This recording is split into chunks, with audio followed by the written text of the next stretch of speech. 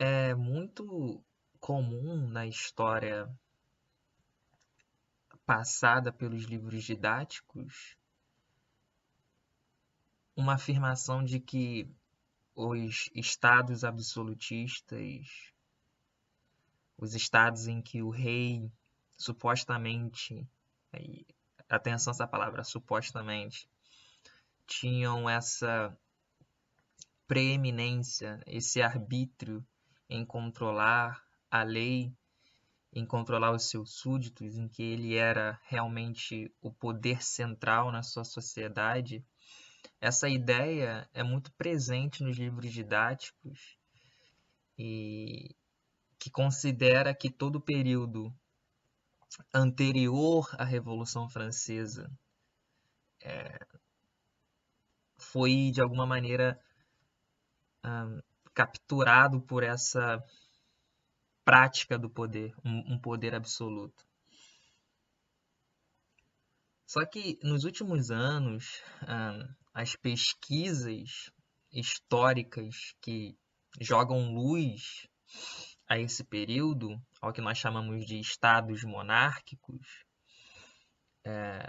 Portugal, França, Inglaterra, Espanha, que não só detinham um poder continental na Europa sobre seus domínios, mas também um poder que ultrapassava o ultramar, né?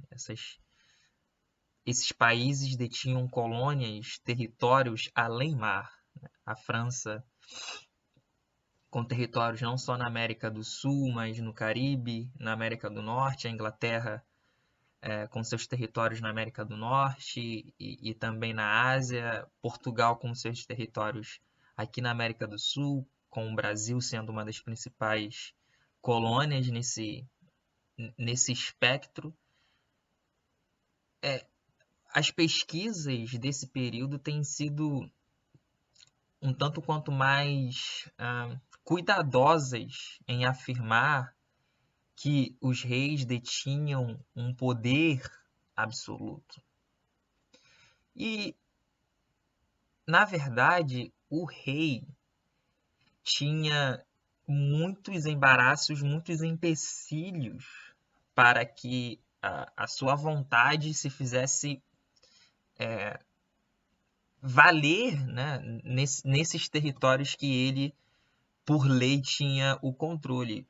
O primeiro fator nós devemos levar em consideração é a distância.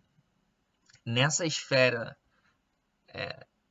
do ultramar, com as velocidades de comunicação sendo infinitamente menores que as que nós temos hoje. Hoje você manda um WhatsApp, a mensagem chega a qualquer lugar do mundo no seu pra, praticamente um segundo após você apertar o botão. Naquele momento, as mensagens, as correspondências, as ordens, os alvarás, ou seja, todo esse corpo documental que dava vida jurídica aos territórios, vida política, eles demoravam muito tempo para que chegasse.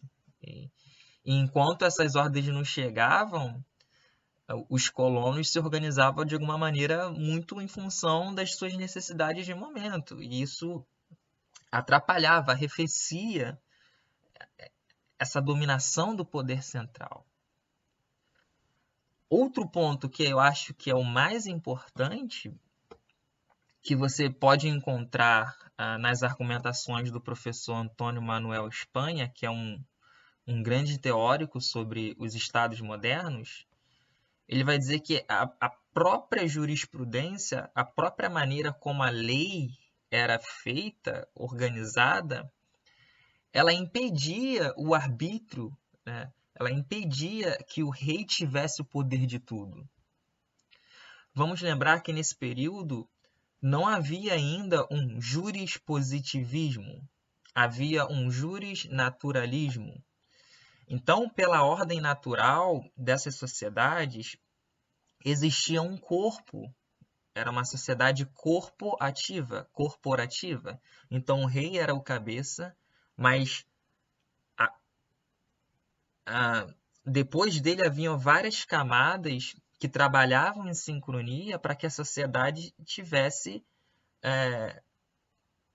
uma organicidade, uma funcionalidade. Então, mesmo, por exemplo, na conjuntura continental, no seu próprio território, o Reino de Portugal, por exemplo, havia dentro do reino diversas outras localidades que muitas vezes funcionavam a partir da sua própria lógica. Então, mandava-se uma ordem vinda do Palácio de Lisboa para uma certa localidade, mas essa ordem de alguma maneira não entrava no costume legal, na naturalidade política daquela localidade, e as pessoas que lá viviam, os seus juristas, os párocos, tinham total liberdade de lutar contra essas ordens. Estava dentro da jurisprudência. Então não é assim, o rei mandou, todo mundo tem que cumprir.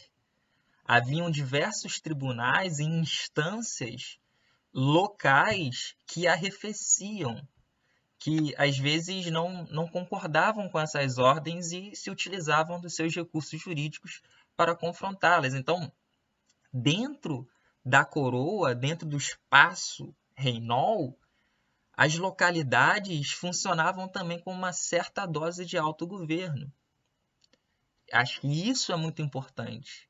No caso de Espanha, então, que era uma coroa não tão unificada quanto Portugal, em que os ducados e os condados dentro do próprio território espanhol funcionavam com total autonomia jurídica, essa descentralização do poder era muito mais visível. Então é isso. Espero que essa explicação possa contribuir com os estudos sobre o período moderno. E é muito importante que hoje o professor de história possa se atualizar nesse currículo que ainda passa essa ideia de que uma ideia ligada ao pensamento um tanto quanto mais marxista, de enxergar uma precoce centralização do Estado. Evidente que no século XIX, no século XX, que nós vemos ali esse jurispositivismo de um Estado racionalizado, centralizado, com uma política em que se emana de um poder central e todas as outras instâncias do território devem obedecê-la, isso não significa que essa mesma lógica de Estado era, por exemplo, a lógica do século XVI, do século XVII, e até mesmo no XVIII. Ou seja, essas monarquias chamadas absolutistas, né, entre aspas, não eram tão absolutas assim, pelos motivos que eu, de alguma maneira, tentei pincelar aqui. Saudações.